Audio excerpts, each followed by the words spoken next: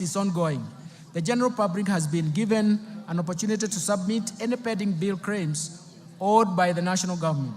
The committee is expected to complete its work and submit a report by October 2024 for implementation within the fiscal framework. Fifth, the national assets and inventory management reforms. Mr. Speaker, the National Treasury has initiated reforms geared towards automating assets and inventory management in MDAs as well as county governments. In this regard, the National Treasury will operationalize the assets and inventory management modules of IFMIS, with the module of all MDAs scheduled to launch and go live in July 2024. The rollout of county governments will commence thereafter. These reforms will enable the accounting officers to have feasibility of all assets and inventory under their control and facilitate optimal assets utilization. Sixth, let me turn to financial sector reforms. Mr. Speaker, the Kenya banking sector remains stable, resilient, and continues to play its role in mobilizing funds and channeling them to deserving productive economic sectors and activities. The banking sector remained profitable with a growth of assets of 0.3%. It is now standing at 7.74 trillion in February 2024. Credit from commercial banks to the private sector stood at around 6.9% in terms of growth in April 2024 and has benefited key sectors of the economy. The Financial Inclusion Fund, popularly known as the Hustler Fund, and the de-risking of lending to the MSMEs through the Credit Guarantee Scheme have facilitated additional lending to the MSME sector. Mr. Speaker, to position the banking sector to effectively play its role in Kenya's socio-economic transformation, 3 recent reforms have been implemented. First, the licensing and oversight of digital credit providers to address inherent challenges, including the high cost of credit, unethical debt collection, inadequate disclosures and lack of transparency, breach of data privacy, and abuse of personal information. As at the end of March 2024, 51 digital credit providers have been licensed. Secondly, on climate change, the CBK in April 2024 issued draft Kenya Green Finance Taxonomy for public participation that will serve as a tool to classify whether particular economic activities are green or environmentally sustainable and serve as a guide for banking sector and other market participants in making informed investment decisions or financing decisions. Third, to eliminate money laundering and vulnerability in the banking sector, the CBK has revised the anti-money laundering and combating the financing of terrorism and proliferation of financing, and a supervisory framework has been implemented so that the risk-based supervision is enacted, undertaking institutional and sectoral risk assessment and enhancing staff complement capacity for supervision. Mr. Speaker, the Kenya banking sector is exposed to dynamic global, regional, and even local developments, necessitating reforms in this respect. The following reforms are proposed. First, the Central Bank of Kenya intends to progressively increase the minimum core capital for banks from the current 1 billion to Kenya shillings 10 billion. The CBK will engage the market for an appropriate timetable to achieve this goal. This is intended to strengthen the resilience and increase the bank's capacity to finance large-scale projects while creating sufficient capital buffer to absorb and withstand shocks posed by continuous emerging risks associated with adoption of technology and innovation as institutions expand. Second, the central bank plans to amend the Banking Act to provide for stiff dissuasive penalties that are proportionate to the violations committed, support a strong compliance culture in banks, and also make sure that it aligns to international best practice. Let me turn to capital markets developments. Mr. Speaker, in order to enhance price discovery and boost income for coffee farmers, the Capital Markets Authority has licensed 14 coffee brokers and so far, 29 auctions have been conducted under the Capital Markets Coffee Exchange Regulations 2020 at the Nairobi Coffee Exchange. In addition, the authority has approved the direct settlement system, which has been operationalized by one of the local commercial banks. Let me turn to pension reforms. Mr. Speaker, majority of Kenyans remain uncovered with the retirement benefits coverage at stands at about 26%. We need to address this challenge. The Cabinet has approved the National Retirement Benefits Policy in November 2023 that requires all entities to enroll all the employees, both contractual and permanent, and pensionable for registered retirement benefits scheme. To effectively implement the policy, we have initiated the review and harmonization of all the laws governing the retirement benefits sector. Mr. Speaker, to ensure sustainability of the public service pension system, we are revamping the public service pension administration through digitization and re-engineering of the pension management system, which is expected to be completed by December 2024. Mr. Speaker, the informal sector has about 17 million workers, and that accounts for about 83% of the total workforce in the country. This segment has remained excluded from the pension coverage, mainly due to its unique and heterogeneous needs. The National Treasury has established the Kenya National Entrepreneur Saving Trust, KNEST, to handle pensions from the informal sector and anchor the savings component of the hustler fund while providing a channel for voluntary savings. Let me turn to insurance reforms. Mr. Speaker, to facilitate the growth of the insurance sector, the government developed a national insurance policy. This policy is guided by the review of the Insurance Act, which has served its purpose, albeit with progressive amendments, for the last 30 years. The Insurance Professionals Bill 2024, currently under consideration by this august House, will also strengthen the standards of practice in insurance and improve stability and performance of the insurance companies. I now turn to the fiscal framework, Mr. Speaker.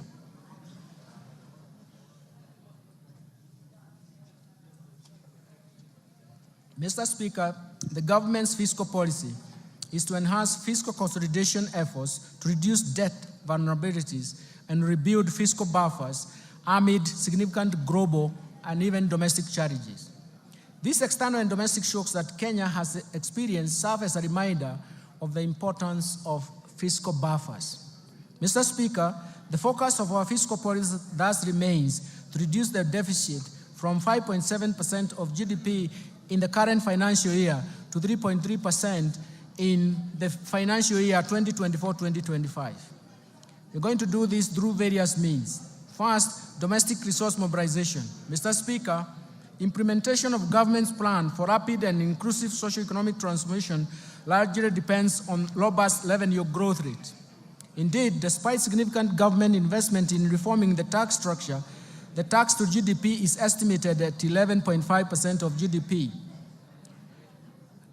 as of 2022-2023, against an estimated potential of 25% of GDP. And this is also the convergence criteria in the East African community countries. We therefore urgently need to address the challenges that negatively affect our revenue collection, some of these challenges include: first, there is an existence of hard-to-tax sectors.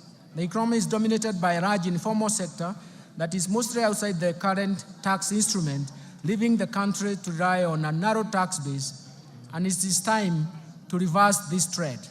Second, proliferation of tax expenditures over the years. Tax expenditures are estimated right now at 2.9% of GDP, if you consider the 2022 data, that it has major erosion to the tax base. Third, low tax compliance, largely attributed to factors such as the technical and complex nature of our tax laws and procedures, taxpayer apathy due to perceived inefficient use of tax revenues, high compliance costs, and inadequate taxpayer education.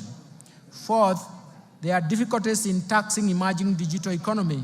the tax system is not fully equipped to deal with the emerging business models that leverage on the digital technology. Finally, Mr. Speaker, inadequate modern technology equipment for use at every stage or exit border points, misdeclaration and even misclassification of goods, inadequate customs border posts, infiltration of counterfeits, smuggling, and diversion of goods.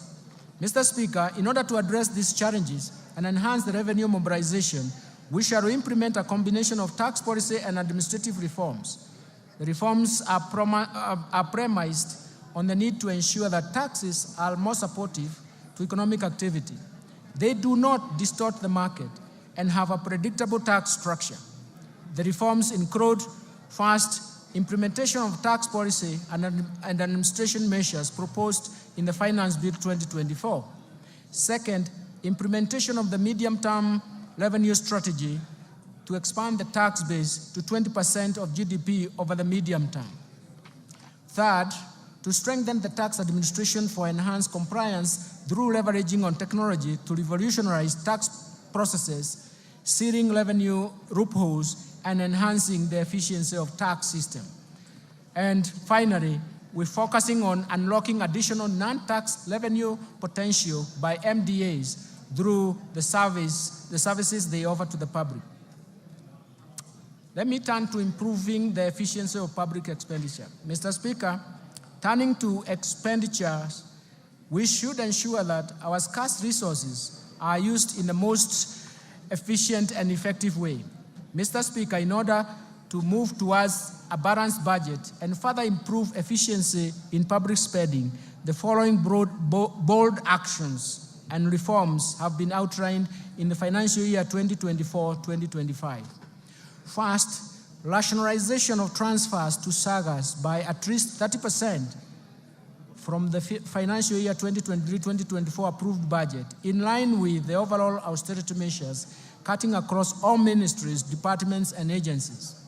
Second, curtailing spending on the following expenditure items: foreign travels, rationalization of all training expenses across government, and restricting all training to within government institutions, rationalizing all allocations for purchases of motor vehicles, and suspending purchases of furniture for a period of 1 year, and suspending all refurbishment and partitioning of government offices.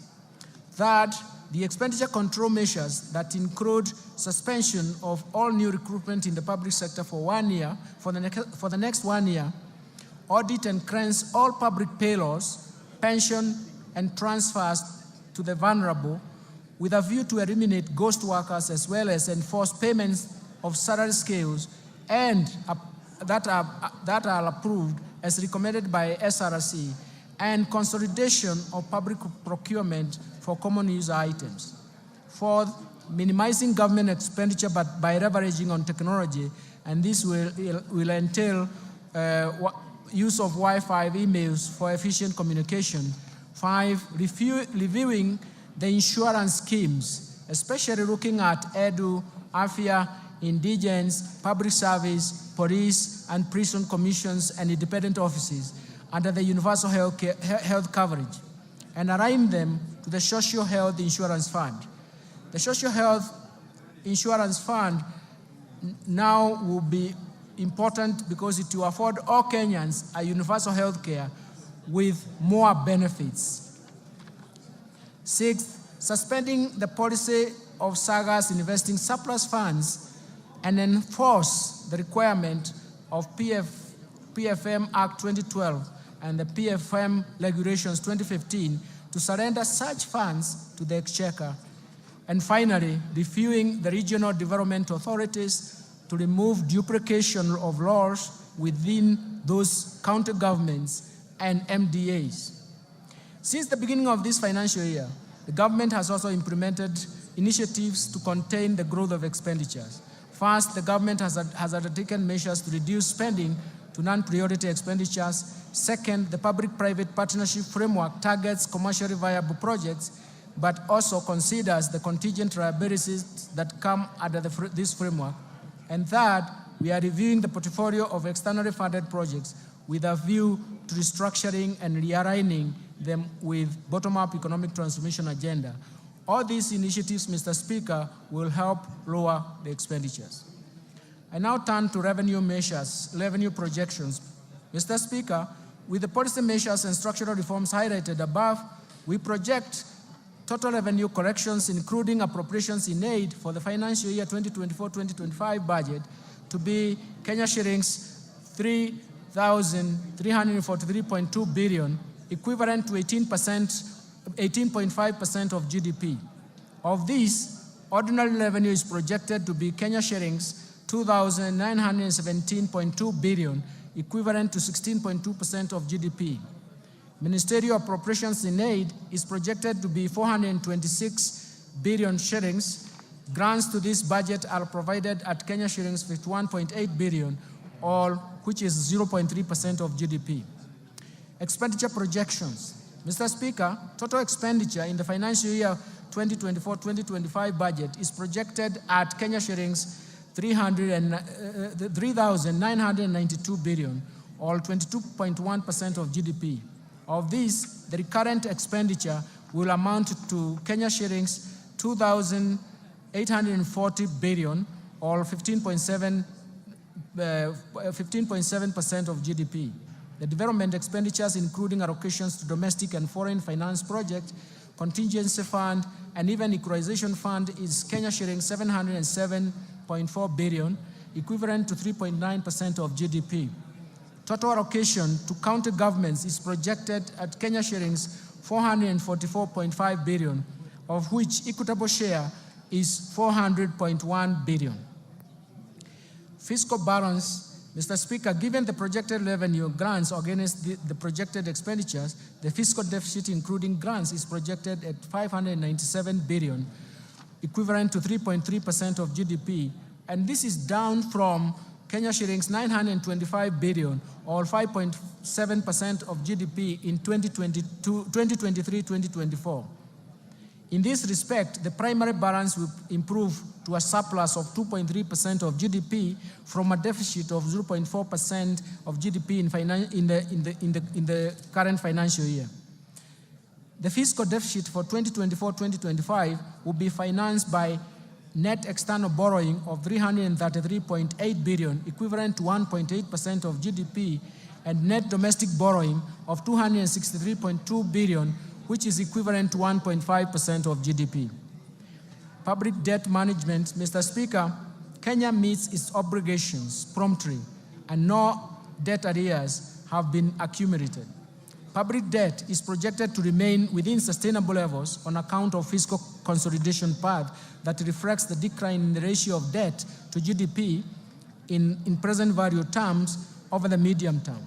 To improve Kenya's debt sustainability and boost our credit rating position, the government will continue to implement measures to enhance growth of foreign exchange earnings. Our medium-term debt management strategy aims at lowering the cost and risks in the debt portfolio. In this regard, the government will slow down uptake of new external commercial debt and undertake liability management operations through debt swaps and other innovative solutions. The government will also diversify sources of financing through issuance of Panda Board, Samurai Board, and Skook in diverse financial markets in China, Japan, and the Gulf regions, respectively. The government will maximize use of concessional financing from bilateral and multilateral institutions to improve the debt sustainability and boost our credit rating. Let me turn to public-private partnership framework, Mr. Speaker. Due to the limited fiscal space, the government will continue to scale up the use of public-private partnership financing for commercially viable projects. Currently, there are 37 projects at various stages of PPP project cycle. In order to enhance viability of PPP projects, I will soon be proposing amendments to the PFM Act 2012 to speed up the process of financial close, as well as ensure that the related fiscal cost and contingent liabilities are within acceptable levels. Let me turn to public investment management. Mr. Speaker, in order to increase efficiency and effectiveness of public spending, the government will continue to implement public investment management regulations at the national government and commence a rollout of county governments. The regulations are aimed at streamlining and initiating execution and delivery of public projects within the timelines. Further, the government will roll out public investment management information system to all MDAs to improve the management of development projects in the country. Strengthening financial management reforms is very critical, and now I'll turn to this migration to accrual accounting, Mr. Speaker. The transition to accrual accounting from cash basis marks a significant milestone in our nation's journey to strengthening public finance management. In recognition of this, the Cabinet in March 2024 approved the transition from cash to accrual basis of accounting to improve cash management and enhance the financial and fiscal reporting. The accrual accounting will enable the government to account for all assets and liabilities, including all government assets.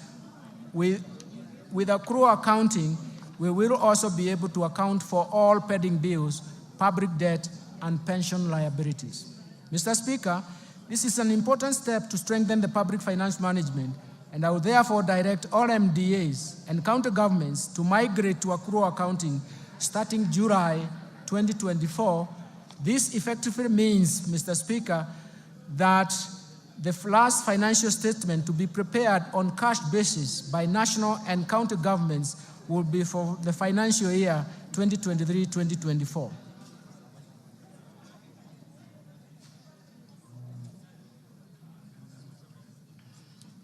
Mr. Speaker, let me turn to Treasury Single Account. Mr. Speaker, the PFM Act 2012 and its attendant registration provides for the establishment of the Treasury Single Account, TSA as we call it, system at both national and county government levels. Based on the experience over the last 10 years since the enactment of PFM Act 2012, the need to review the scope of TSC implementation has become apparent. To improve public cash management, it is necessary to operationalize other elements of the TSA system and that are envisaged in the law. The automation of government payments through the Integrated Financial Management Information System, IFMIS, and the Central Bank of Kenya Internet Banking, IB, system forms a good basis to widen the scope of Treasury Single Account system. The National Treasury undertook an inventory of bank accounts and balances held by public sector entities in various financial institutions and established that as at 30th June 2023, these entities held Kenya shillings 431.7 billion with various financial institutions. These large cash balances were not immediately accessible at the time when the government was very, very cash strained. Mr. Speaker, to address this challenge and underscore the government's unwavering commitment for fiscal discipline, transparency, and efficiency in the management of public finances, the Cabinet approved the implementation of Treasury Single Account system in a clustered approach. The system will consolidate government cash resources into a single account held at the Central Bank of Kenya and sub-treasury single accounts at the commercial banks. The National Treasury in this respect will establish a treasury function to manage the TSA and the TSA sub-account structure so that every day the government financial position is known and ascertained. The migration of the TSA system commences on 1st July 2024. Let me now turn to resource allocation under the bottom-up economic transformation agenda. Mr. Speaker, let me turn the highlights to government spending priorities in the coming financial year. And in light of the revenue challenges, significant expenditure demands, spending in the financial year 2024 to 2025 will focus on bottom-up economic transformation agenda priorities on 5 core areas with the highest impact on the economy. The first one will be agricultural transformation and inclusive growth. Mr. Speaker, the government focus will be on agricultural transformation and inclusive growth through the value chains approach. This aims at providing adequate and affordable working capital to all farmers through cooperative societies. We consider them as aggregators, and deploy the modern agricultural risk management instruments that ensure farming is profitable and incomes are predictable. In addition, it aims to transform farmers from food deficit to surplus producers through input finance, subsidies, and intensive agricultural extension support. This will raise productivity of key food value chains, reduce dependence on basic food imports, revamp underperforming export crops, and expand to new high-value emerging crops, and boost tea value chain through breeding and branding. Mr. Speaker, to attain food and nutrition security, I proposed an allocation of Kenya shillings 54.6 billion for various programs under this sector. This includes Kenya shillings 10 billion for the fertilizer subsidy program, Kenya shillings 6.1 billion for the National Agricultural Value Chain Development Project, Kenya shillings 2.5 billion for the Enable Youth Program, Kenya shillings 2.4 billion for the Enable Youth and Women in Agriculture, Kenya shillings 747 million for small-scale irrigation value chain, irrigation and value addition project, Kenya shillings 642.5 million for the food security and crop diversification project. Mr. Speaker, to improve livestock production, I propose Kenya shillings 2.4 billion for de-risking, inclusive and value enhancement of pastoral economies program, Kenya shillings 1.5 billion for livestock value chain support project, Kenya shillings 1.5 billion for Kenya livestock commercialization program, Kenya shillings 192.5 million for the embryo transfer project. I have also proposed Kenya shillings 300 million for the Development Leather Industrial Park, Kenani. Mr. Speaker, to support the growth of the brew economy, I propose a total of Kenya shillings 11.3 billion to the brew economy and fisheries subsector. This includes 3.7 billion to aquaculture business development project, Kenya shillings 3.1 billion to the Kenya Marine Fisheries and Socio-Economic Development Project, Kenya shillings 540 million for rehabilitation of fish riding sites, Kenya shillings 695.5 million for Riwatoni Ultra-Modern Fish Hub, and Kenya shillings 600 million for marine fish assessment. Mr. Speaker, to raise agricultural productivity and enhance resilience to climate change risks in targeted smallholder farming and even pastoral communities, I propose an allocation of 340 million shillings towards adding drought and emergencies project. Mr. Speaker, to ensure legitimacy of land ownership and settle the land race, I propose a sum of 5.5 billion. This allocation will cater for the processing and registration of the title deeds, settlement of the land race, digitization of the land registry, georeferencing of land parcels, and construction of land registries. Second, I want to turn to transforming micro, small, and medium enterprises economy.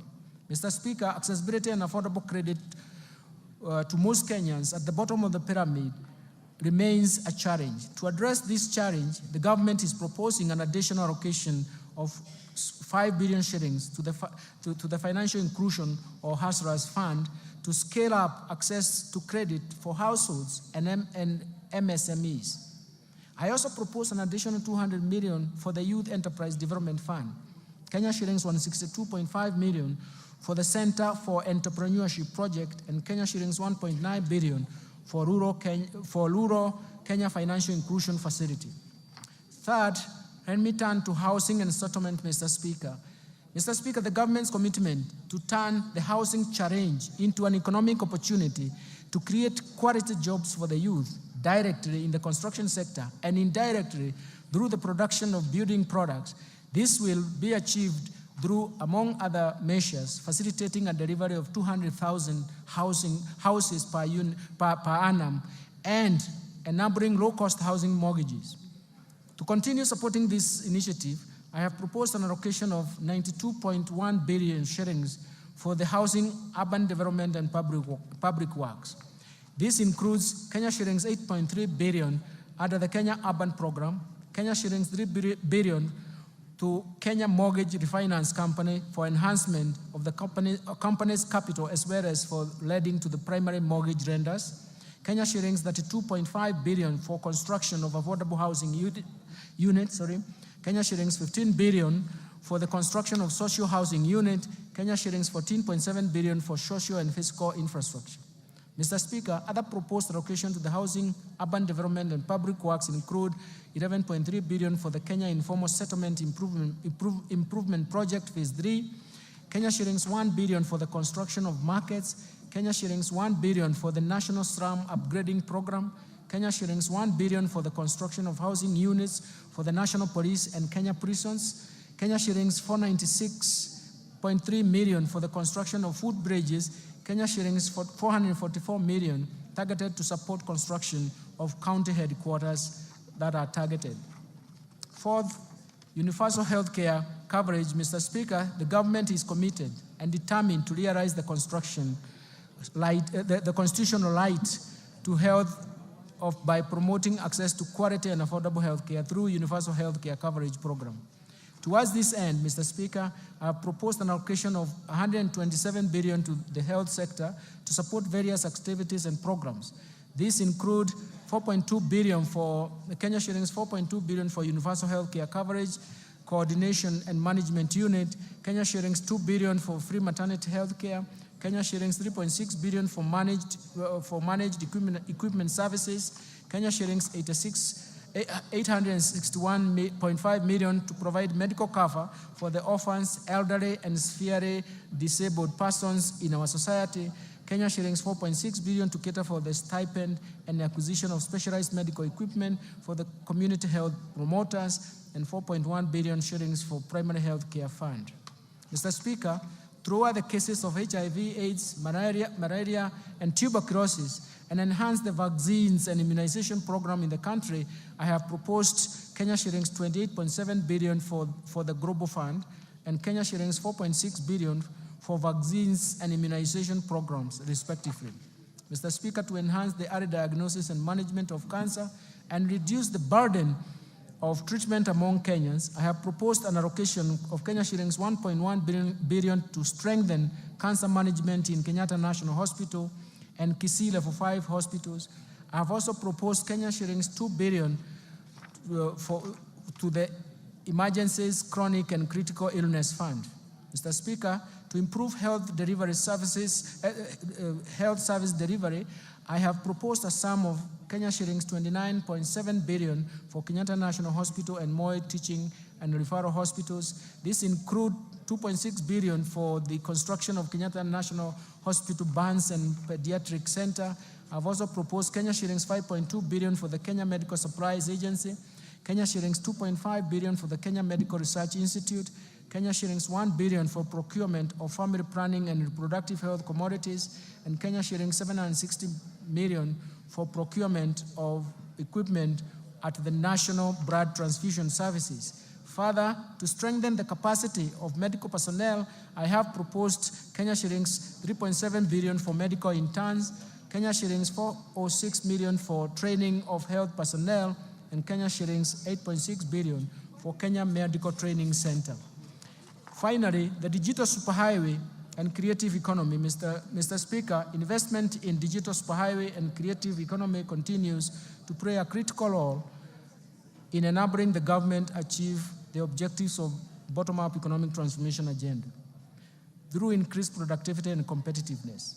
On the creative economy promotion of music, theater, and graphic design, digital animation, fashion, and craft, among others, continues to create jobs opportunities for the youth. Mr. Speaker, to support the growing digital superhighway and creative economy, I have proposed an allocation of Kenya shillings 16.3 billion to fund the initiatives in the information, communication, and technology sector.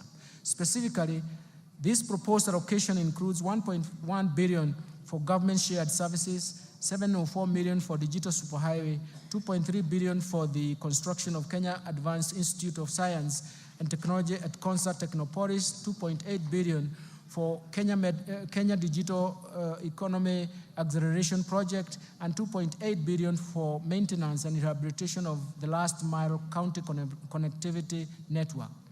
In order to fast-track the development of the Kwanza Technopolis City, I have proposed an allocation of 1.5 billion for the horizontal infrastructure phase 1 and Kenya shillings 5.2 billion for the Kwanza data center and smart city facilities.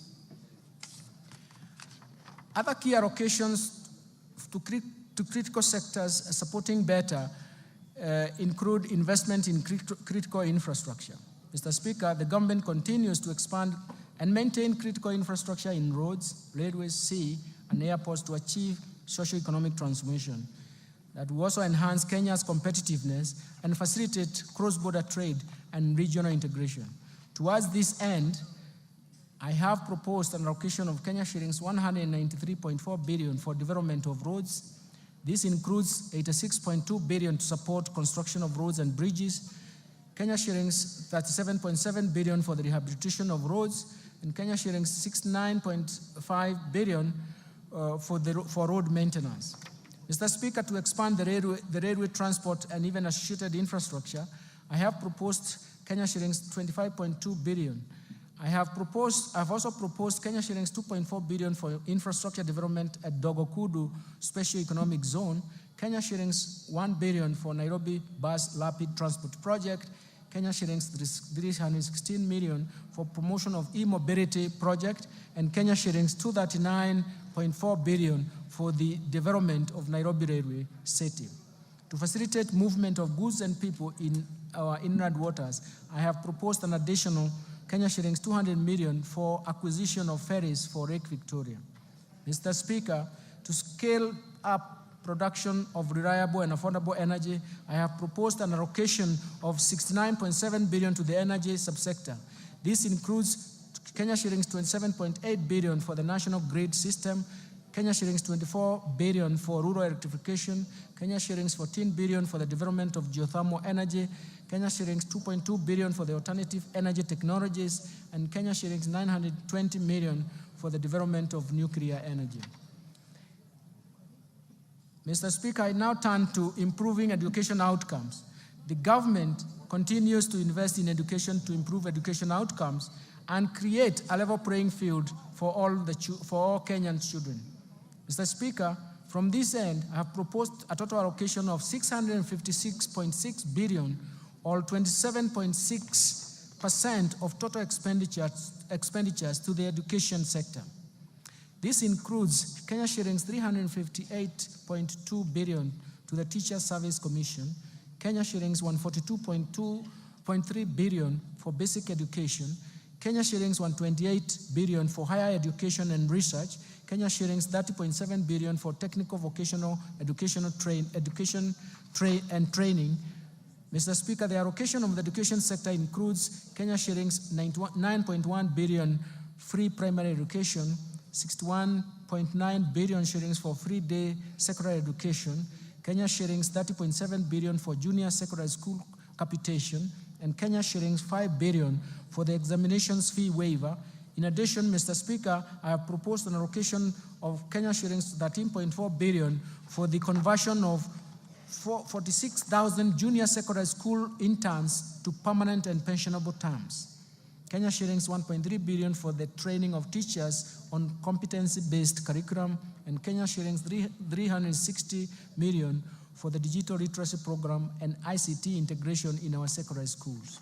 Mr. Speaker, to support infrastructure and infrastructure development and ensure safe learning in our schools, I have proposed an allocation of Kenya shillings 3.2 billion for primary and secondary schools infrastructure, Kenya shillings 1 billion for construction of classroom for junior secondary schools, and Kenya shillings 2.3 billion for the construction and equipping of technical training institutes and vocational training centers. Further, I have proposed Kenya shillings 11.1 billion for the Kenya Primary Education Equity in Learning Program, Kenya shilling 1.8 billion for construction of integrated resource centers, and Kenya shillings 1.5 billion for the Kenya Secondary Education Quality Improvement Project. Mr. Speaker, other proposed allocations to the education sector include Kenya shillings 1.1 billion for the research, science, and technology innovation. Mr. Speaker, the government is implementing the new funding model for public universities and TVET institutions through the provision of government scholarships and loans apportioned according to students' need. The new funding framework seeks to offer students whose households are at the bottom of the pyramid equal opportunity in accessing university education, as well as technical training. Towards this end, Mr. Speaker, I have proposed an allocation of Kenya shillings 35.9 billion to the Higher Education Loans Boards for provision of loans to university and TVET students, Kenya shillings 16.9 billion for the scholarship for university students, and Kenya shillings 7.7 billion capitation and scholarship for TVET students. Let me move now to supporting manufacturing for job creation. Mr. Speaker, further to promote local industries, I have proposed an allocation of Kenya shillings 23.7 billion under various implementing ministries, departments, and agencies. Out of these, 4.5 billion will support establishment of county integrated agro-industrial parks, Kenya shillings 1.9 billion for supporting access to finance and enterprise recovery SAFA project, Kenya shillings 1.1 billion for construction of investor sheds in Athi River, Kenya shillings 1.9 billion for establishment of 6 flagship export processing zones hubs, Kenya shillings 440 million to the development of special economic zones textile park in Naivasha, and Kenya shillings 1 billion for the Kenya Jobs Economic Transformation KJET. In addition, Mr. Speaker, in order to revitalize and maximize benefits from our cash crops, the government will make further investments towards revival and enhancement of output.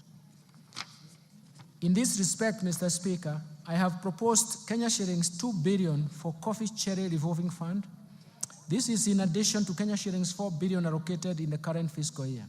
Kenya shillings 1.5 billion for payments of debts owed to sugarcane farmers, arrears to employees, and maintenance of cane testing units, Kenya shillings 120 million for cotton industry revitalization project, and Kenya shillings 150 million for the pyrethrum industry recovery.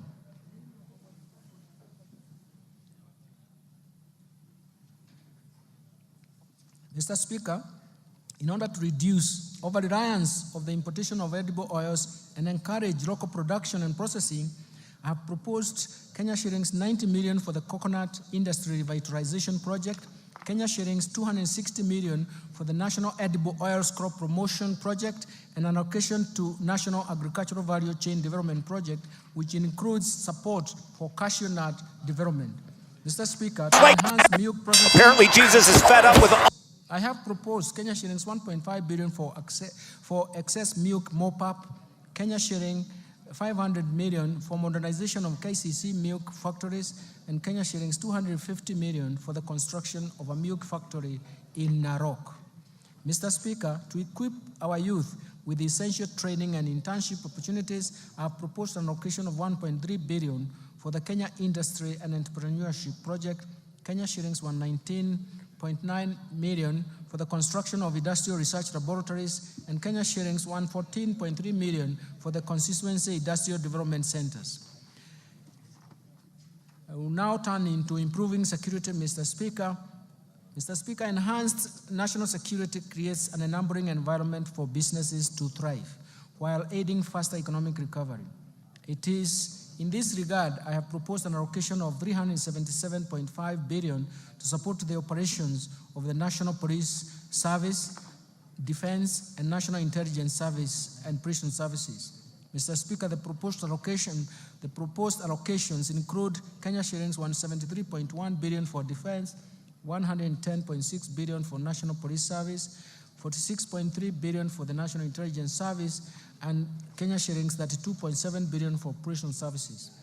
I have proposed an allocation of 13.9 billion to cater for leasing police motor vehicles and the modernization program.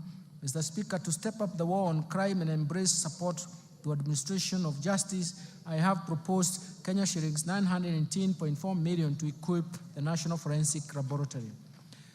Protecting the vulnerable groups, Mr. Speaker, as a caring government, we shall continue to protect the vulnerable members of our society.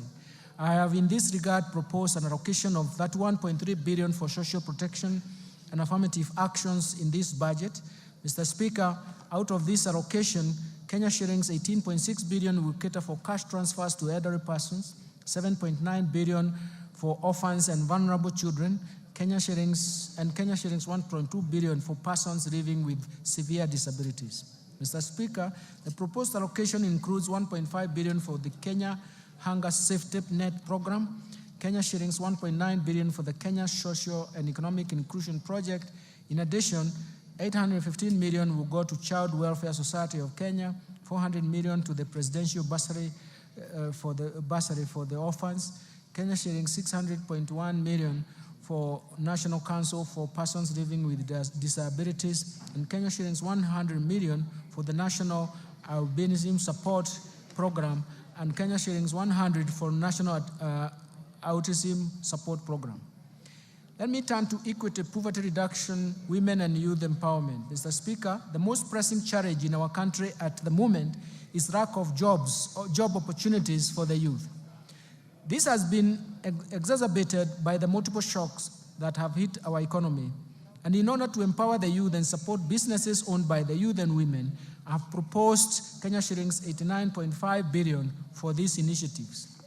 This allocation includes 10.4 billion for the National Youth Service, 1.1 billion for the Kenya Youth Empowerment Program, 200 million for the Youth Enterprise Development Fund, 162.5 billion for the Center for Entrepreneurship, 230 million for the establishment of youth empowerment centers, 2.7 million to National Youth Opportunity towards advancement, NYOTA. In addition, I have proposed Kenya shillings 649.8 million to strengthen the film industry in Kenya. Mr. Speaker, the government is committed to ensuring increased income for our women through employment creation and supporting women-led enterprises. And to further empower our women, I have proposed Kenya shillings 182.8 million for the Women Enterprise Fund, Kenya shillings 3.5 billion for the National Government Affirmative Action Fund. Mr. Speaker, to promote regional equity, reduce poverty, and enhance social development, I have proposed Kenya shillings 63 billion for the National Government Constituency Development Fund, as well as Kenya shillings 8 billion for the Equalization Fund to finance programs identified in marginal areas. Let me turn now to stimulating tourism, growth, sports, culture, and recreation and arts. Mr. Speaker, the government has prioritized expanding the space for creativity, including freedom of expression and protection of intellectual property rights. The government will also strengthen mainstreaming of arts and culture, infrastructure and support cultural production, and as well as creative economy. We are also cognizant of the brand value of Kenyans participating and excelling in international sports arena as incalculable. To support tourism, sports, culture, and even recreation, I have proposed an allocation of 23.7 billion, and this includes an allocation of 16.5 billion for the Sports, Arts, Social Development Fund, Kenya shillings 4.9 billion for the Tourism Fund, and Kenya shillings 2.2 billion for the Tourism Promotion Fund.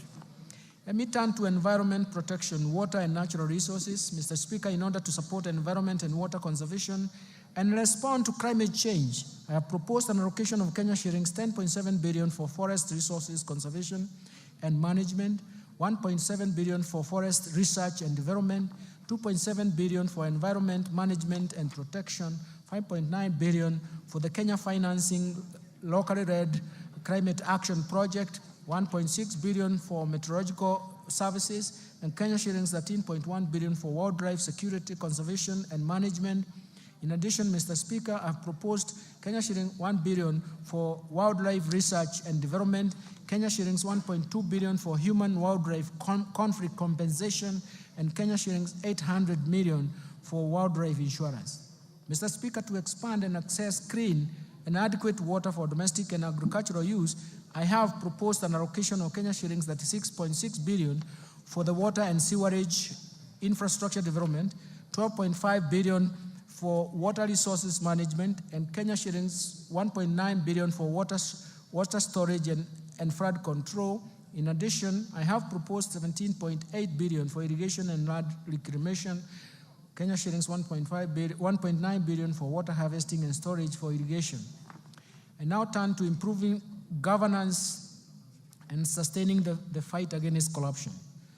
To enhance good governance and Mr. Speaker, and scale up fight against corruption, I have proposed Kenya shillings 4.2 billion for the Ethics and Anti-Corruption Commission, 4 billion for the Office of Director of Public Prosecution, 6.9 billion for the State Law Office, 8.7 billion for the Office of the Auditor General. In addition, Mr. Speaker, to enhance the oversight and registration of the role of Parliament, I propose an allocation of Kenya shillings 44.6 billion for Parliament.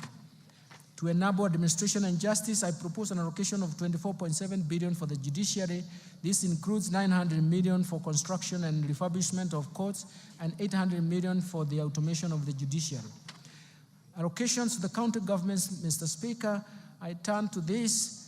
The county governments will receive a proposed allocation of 400.1 billion as equitable share in the financial year 2024-2025. It's for the first time that they have arrived to this figure of 400 and surpassed it in the last 12 years of devolution. As equitable share of financial year 2024-2025, and this is equivalent to 25.48% of the actual revenue raised nationally for the financial year 2020-2021, which is in compliance with Article 203, subsection 2 of the Constitution of Kenya. In addition to the equitable share of revenue, a further 44.4 billion has been proposed as additional allocation to county governments. This comprises of 8.76 billion for the national government share of revenue, Kenya shillings 35.66 billion from proceeds of external loans and grants for the external loans and grants. Equalization Fund, Mr. Speaker, we have proposed an allocation of 8 billion for the Equalization Fund, which is 0.5% of the actual revenue raised nationally in 2020-2021 reference year. Measures to enhance county government's own source revenue, Mr. Speaker, the National Treasury is implementing a policy to support the enhancement of own source revenue by county governments as we await the enactment of the National Rating Bill. This bill will enable the county governments to correct more property rates, including contribution in lieu of rates. In addition, Mr. Speaker, a multi-agency committee has been formed to manage the rollout of the proposed integrated county revenue management system in 47 county governments.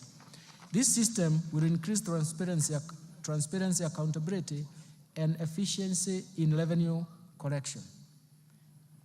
Let me turn now to taxation measures, Mr. Speaker.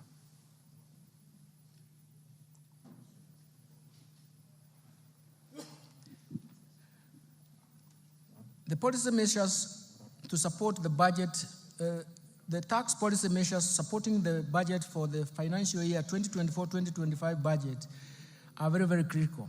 In the course of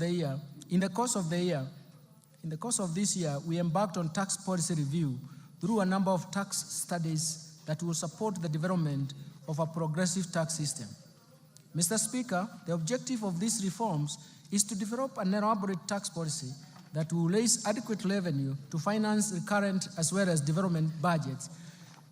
For this to materialize, we intend to first to develop diverse methods to enlarge the tax base. Second, we want to make sure that we minimize tax expenditures that amount to Kenya shillings 396 billion, which is equivalent to 2.9% of GDP as of 2022. Of the Kenya shillings 396 billion, 63.1% of it is on VAT refunds alone on zero-rated final consumer goods. Third, We want to create a tax system that is not only predictable to taxpayers, but also yields predictable revenues to government. Fourth, we want to develop a tax system that supports markets, that supports production, consumption, and even investments. Mr. Speaker, thank you. Mr. Speaker, the year 2024-2025 marks the beginning of these reforms through the proposed amendments in various tax laws contained in the Finance Bill 2024. Mr. Speaker, these reforms are part of a wider tax policy reforms contained in the medium-term revenue strategy, and I will shortly be providing highlights of these reforms. Additionally, Mr. Speaker, during the East African Community pre-budget consultations held in May 2024, the ministers responsible for finance and economic planning in the East African Community region agreed on customs measures that will support and protect industries in the region. Mr. Speaker, the tax measures proposed in the Finance Bill 2024 and the said custom measures are expected to generate an additional Kenya shillings 346.7 billion or 1.9% of GDP to the exchequer for the financial year 2024-2025. Let me start with custom duties. Mr. Speaker, allow me to provide highlights of some of the custom measures agreed during the pre-budget consultation with the East African Community partner states. Mr. Speaker, the ministers agreed on a number of measures for enhancing the competitiveness of locally manufactured products by allowing stays of application for the East African Community Common External Tariff, not to change the rates and where necessary, adopt higher rates of duty to encourage local production in East African Community countries. The ministers also agreed on duty remissions for raw materials and inputs used by local manufacturers to facilitate East African Community domestic production. Mr. Speaker, in order to meet local demands and enhance food security in Kenya on key staple foods, Kenya was granted an extension of the current stay of application of to import rice at a duty rate of 35% or US $200 per metric ton, whichever is higher, for 1 year, instead of East African Community Common External Tariff rate of 75% or $345 per metric ton, whichever is higher. And also, Kenya was allowed to import wheat at a duty rate of 10% instead of 35% for 1 year under the EAC, East African Community Duty Remission Scheme. Mr. Speaker, Kenya has a strong assembly of electronics industry, including mobile phones. In order to further open up the ICT sector to more investors, Kenya requested for duty remission on inputs for manufacture and assembly of smart telecommunication devices, including mobile phones, laptops, and tablets. This request was granted. Mr. Speaker, the local assembly of automotives continues to facilitate job creation with positive ripple effects in other supportive sectors, especially in the manufacturing of spare parts. In this regard, Kenya continued to develop capacity in the assembly of prime movers, road tractors, trailers, to meet both local and regional demand. In order to safeguard this capacity, Kenya was granted a stay of application of East African Common External Tariff rate of 10% to apply a duty rate of 25% for prime movers and 35% for trailers for 1 year. Further, in order to continue supporting the assembly of motorcycles in the region, East African Community ministers in this regard agreed to extend the duty remission on importation of raw materials for the manufacture of parts used in the assembly of motorcycles, including leaf springs and wiring harness. In addition, ministers agreed to extend duty remission for completely knocked down kits for assembly of motorcycles at the rate of 10%. Mr. Speaker, the growth of investment in metal and allied subsector has enhanced the capacity to manufacture various iron and steel products in the region. To safeguard the gains in this subsector, the ministers agreed to retain the duty rate at 35% with the corresponding specific rates for imported iron and steel products for a further 1 year. in order to promote and protect textile and apparel sector, which is one of the 9 bottom-up economic transformation agenda value chains prioritized in this budget. Kenya was allowed to apply a rate of 25% on selected fabric products with corresponding specific duty rates in order to curb undervaluation and under-invoicing of imported products. Further, to ensure competitiveness of textile products that are produced locally in sufficient quantities, Kenya was granted a stay of application and will apply a higher duty of 35%. Mr. Speaker, in order to reduce production costs of animal feeds, Kenya was allowed to extend importation of inputs for manufacturers of animal feeds duty-free under the East African Community Duty Remission Scheme. Mr. Speaker, leather and leather products is one of the value chains under BETA. Kenya has sufficient supply of hides and skins to meet the demand from local manufacturers of leather and leather products. In order to promote this industry and enhance incomes of our pastoral farmers, the ministers agreed to retain a stay of application of duty import on imported leather bags at 35% for Kenya. Mr. Speaker, I have just highlighted a few of the customs measures agreed by East African Community Ministers of Finance. The complete list will be gazetted by the East African Community Secretariat and will become effective starting June 1st July 2024. Let me now turn to the finance bill, Mr. Speaker.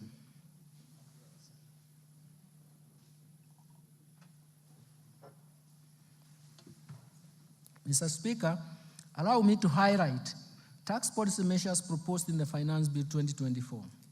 I will begin with the proposed amendments to the Income Tax Act, followed by Value-Added Tax, Excise Duty Act, Tax Procedures Act, and miscellaneous fees and levies. Mr. Speaker, let me start with amendments to the Income Tax Act. Currently, retirement benefits, Mr. Speaker, are subjected to tax. This taxation ceases at the age of 65 years. In order to support the retired employees, I propose to amend the Income Tax Act to exempt all retirement benefits paid from the Registered Pension Fund, Registered Provident Fund, Registered Individual Retirement Fund, and National Social Security Fund and the Public Pension Scheme upon attainment of the retirement age. Mr. Speaker, for the individuals who take up early retirement, this exemption will only apply if the individual has contributed to the pension scheme for a period of 20 years from the date of registration as a member. Mr. Speaker, in addition, the annual limit of pension contribution that is exempt from tax is 30% of the individual income, or Kenya shillings 240,000, whichever is lower.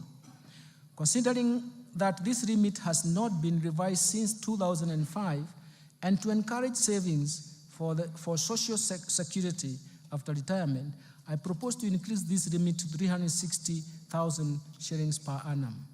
Further, Mr. Speaker, I propose to allow deduction contribution to a post-retirement medical fund subject to a limit of Kenya shillings 10,000 per month.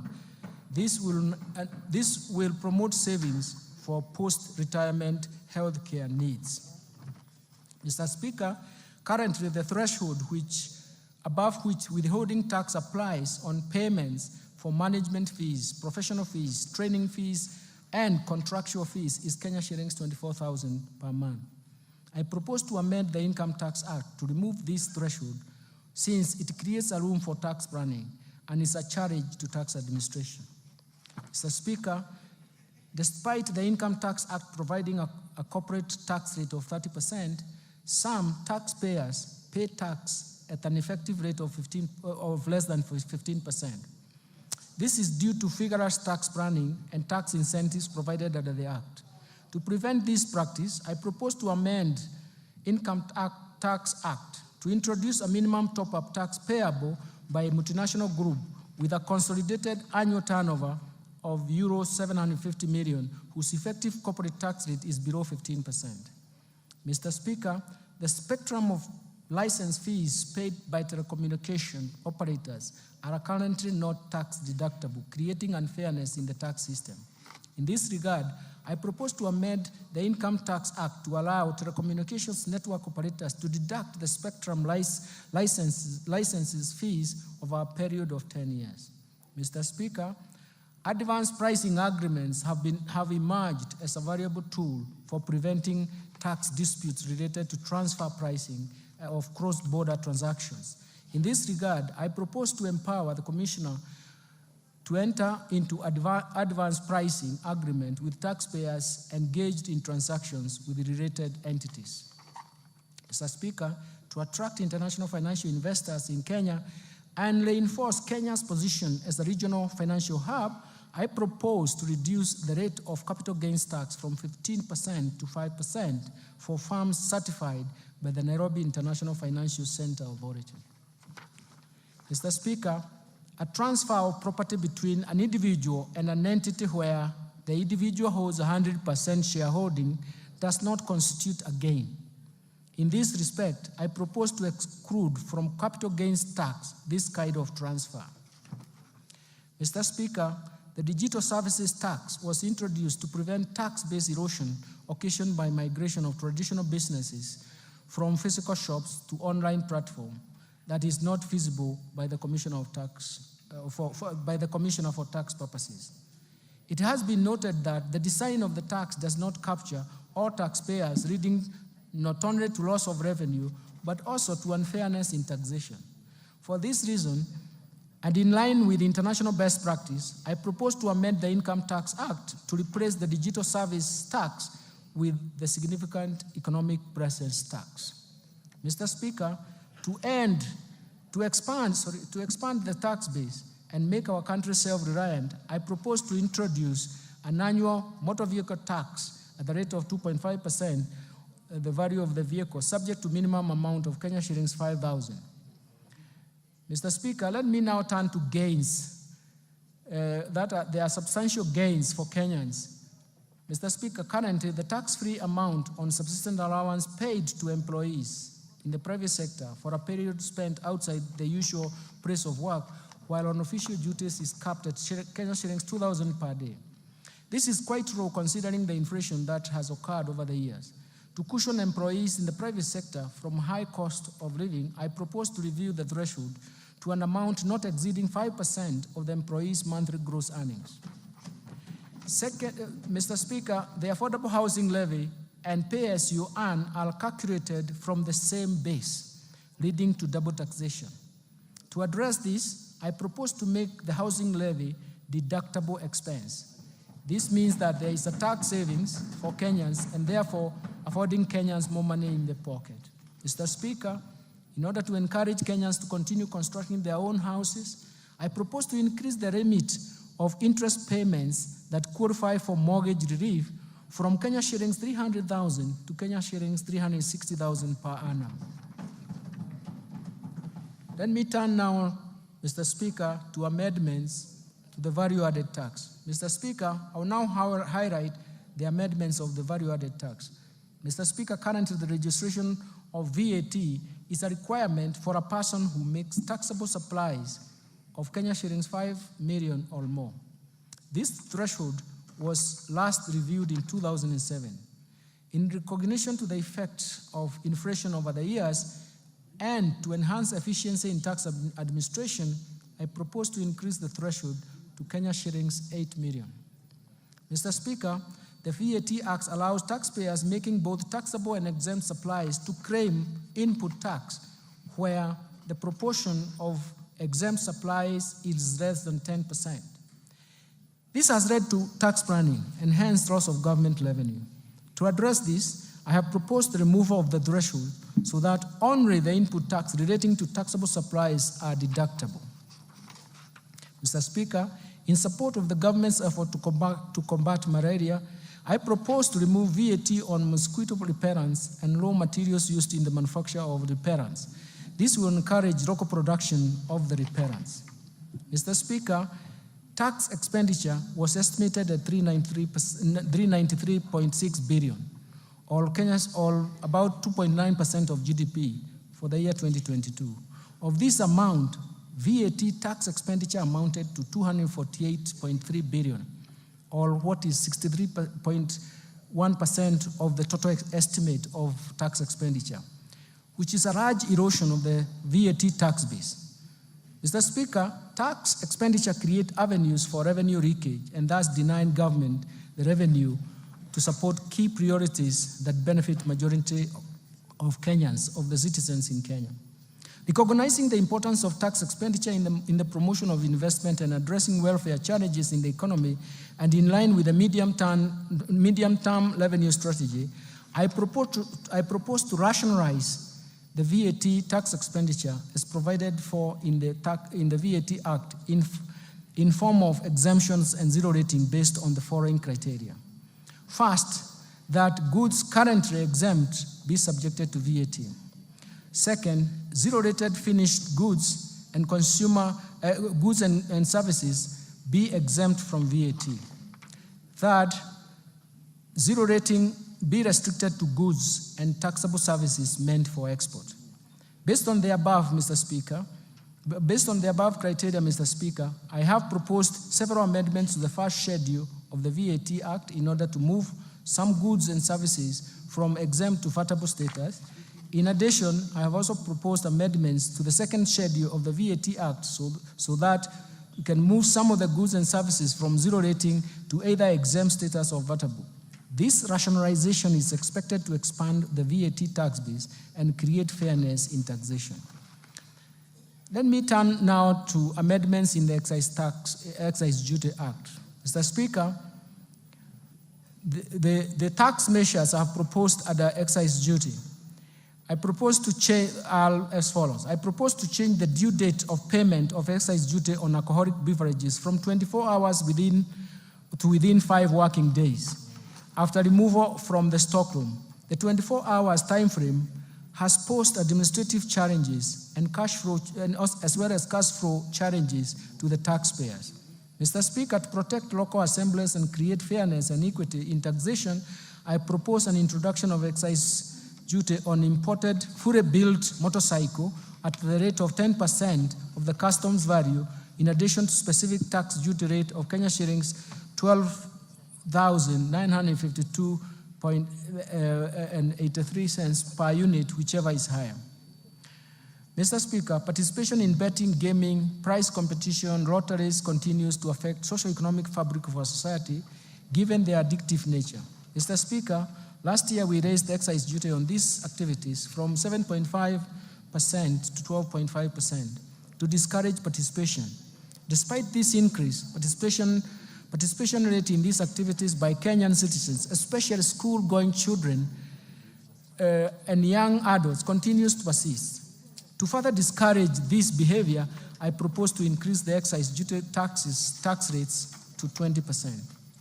Mr. Speaker, in line with research findings commissioned by the National Treasury on the taxation of alcoholic beverages, I propose to review the excise duty structure on wines and beer from specific rates per litre to the rate of Kenya shillings 22 shillings and 50 cents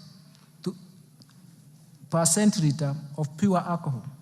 In other words, we want to start taxing alcohol beverages on the basis of alcohol content. Further, I propose to change excise duty rate on spirits from specific rates per litre to Kenya shillings 16 per centiliter of pure alcohol. This new structure of taxation based on alcoholic content does not distort the markets, and does not affect the investment decision, and it is expected to encourage responsible consumption behavior of these alcoholic beverages. Mr. Speaker, I also propose to review excise duty structure on cigarettes in line with research conducted and advice that has recommended harmonization of excise duty rates for cigarettes with and without filters at the rate of Kenya shillings 4,100 per mille. This will reduce the incentive for misdeclaration and illicit trade.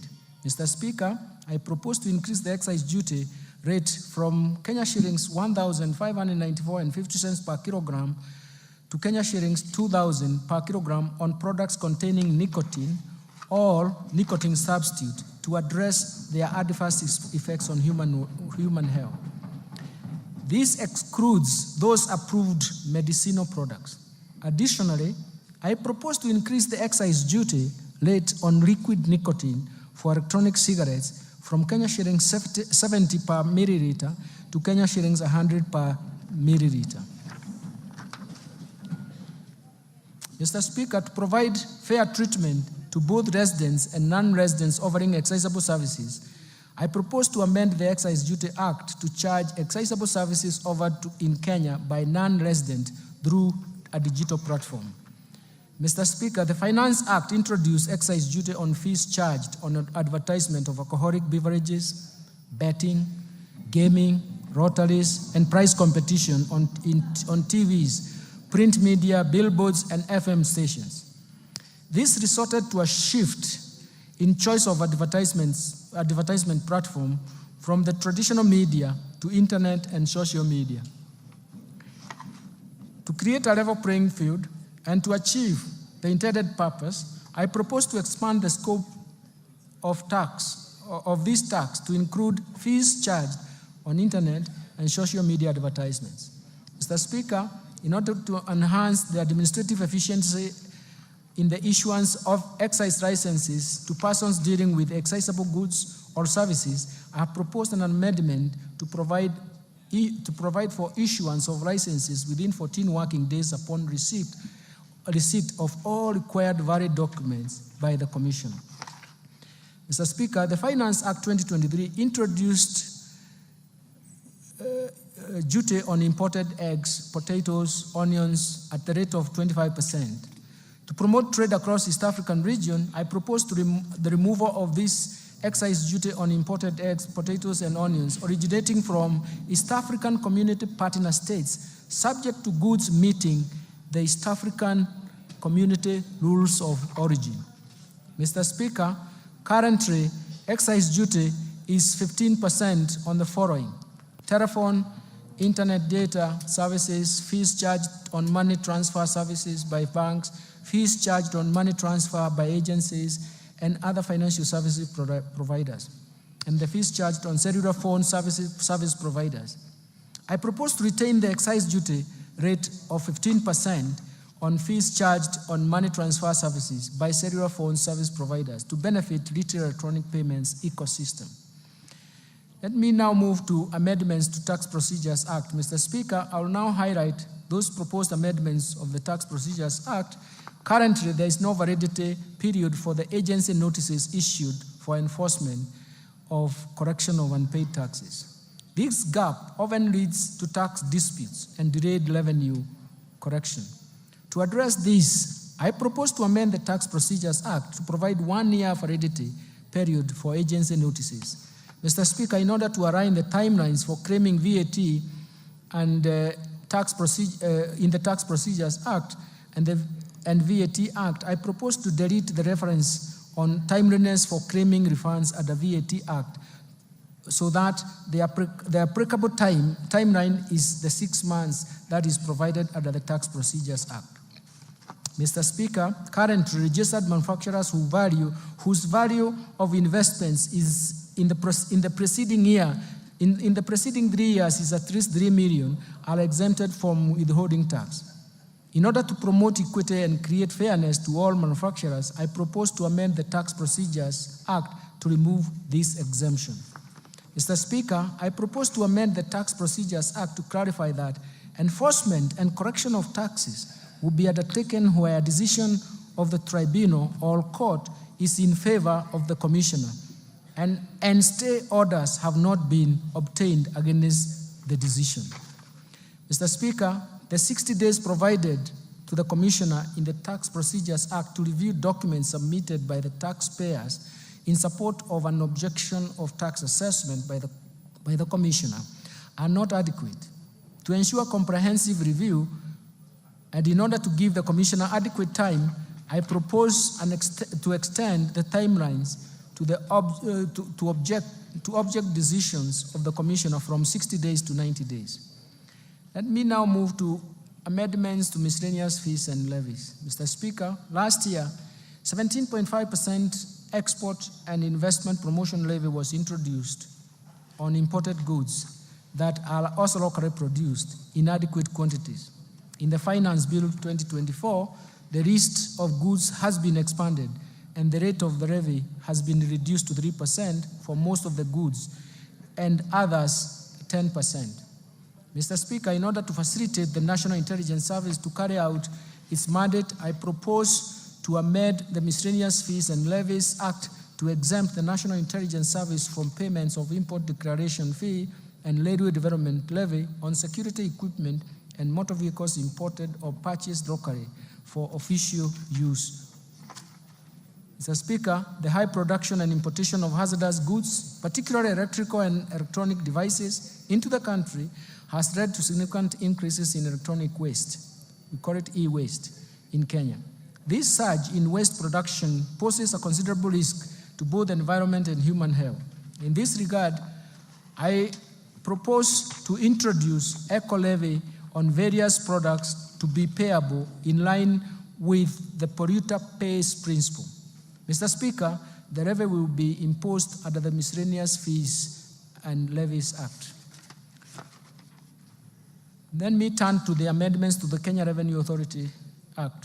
Mr. Speaker, to enhance public knowledge and literacy on tax matters, I propose to amend the Kenya Revenue Act to enable Kenya School of Revenue Administration collaborate with other institutions of higher learning, develop curricula, assess, examine students, and award certificates in tax matters. I have submitted this amendment in a separate bill.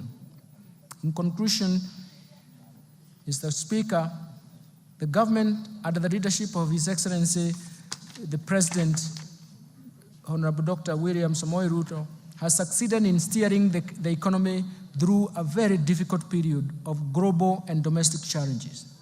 Remarkably, the economy has recovered from the lagged effects of COVID-19 pandemic and unwinding from persistent and successive domestic and external shocks that created some permanent effects. Mr. Speaker, the policies and structural reforms outlined in this budget have laid a firm foundation to protect the fragile recovery for a sustained socio-economic transformation.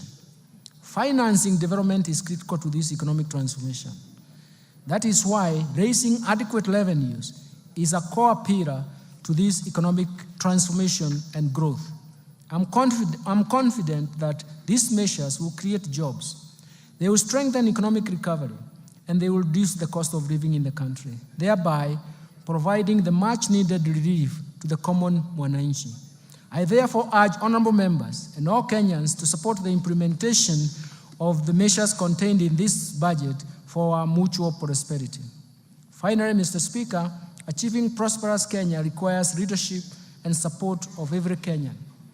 For this reason, I wish to thank His Excellency the President, Dr. William Samoei Ruto, and His Excellency the Deputy President, Honorable Rigathi Gachagua, for their continued wise guidance and leadership and even perseverance to long hours of working to get things right. My special appreciation goes to Prime Cabinet Secretary, the Attorney General, my fellow Cabinet Secretaries, and the respective Principal Secretaries and accounting officers and staff of all MDAs for their support and contribution to the financial year 2024-2025 budget making process and contributions to these budget proposals.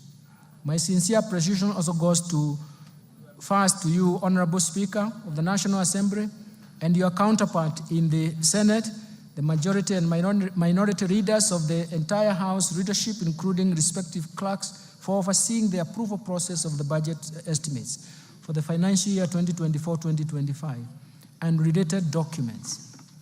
Second, to honorable chairs, members of both Budget and Appropriation Committee and Finance and National Planning Committee, and all the other departmental committees of this House, as well as of the staff of the Parliamentary Budget Office for their constructive input, excellent leadership during the approval process and the discussions that we have had in the process of this budget proposals. Third, let me thank my colleagues at the National Treasury and Economic Planning led by Dr. Chris Kipto, the Principal Secretary and the National Treasury, and James Mohati, the Principal Secretary of State Department of Economic Planning, for their commitment, dedication, and support in the preparation of this budget process, including their own leadership in their own MDAs. Fourth, I want to thank the management and staff of the Central Bank of Kenya, Kenya Revenue Authority, financial sector regulators, and other MDAs for their contributions and advice during this budget process. My gratitude also goes to the multilateral and bilateral development partners for their continued technical and financial support. And further, I thank the private sector for its sustained contribution to the discussions we have had to support the growth of our economy. Sixth, I wish to appreciate the media and non-state actors for their active engagement and even participation in the 2024-2025 budget process. Mr. Speaker, I remain immensely grateful to my family and their support and inspiration as I execute my duties at the National Treasury and Economic Planning, which is not an easy task, and I can tell you. Lastly, Mr. Speaker, my utmost gratitude goes to all Kenyans for their contributions, proposals, and suggestions received during the finalization of the budget proposals. The outcome of these measures are to our own benefits and a reward to perseverance on the difficulties that we have gone through and to solve the difficulties ahead of us. Thank you, and may God bless you.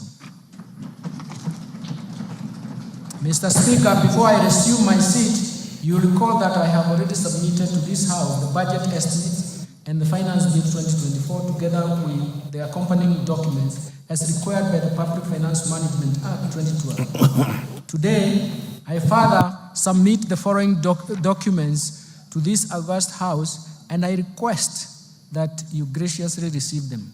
First, the budget statements for the financial year 2024-25.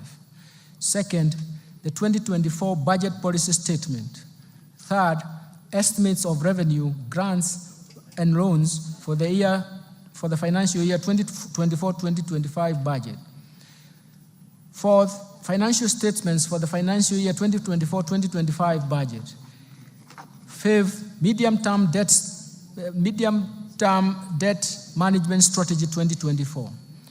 Sixth, budget highlights, the Mwananchi guide, the financial year 2024-2025 budget. And finally, statistical annex of the budget statements for the financial year. Speech. And the CS has focused his speech on four main points: the economic performance, fiscal policy direction, revenue measures, and expenditure plans, where the Cabinet Secretary has outlined how the government intends to allocate its resources across different sectors, such as education, health, infrastructure, and security, among other sectors. This is a broadcast that was brought to you by the Parliamentary Broadcasting Unit in conjunction with the Kenya Broadcasting Corporation. My name is Edward Kabasa. That's where we wind up the broadcast of the Parliamentary Business on this 13th day of June, 2024.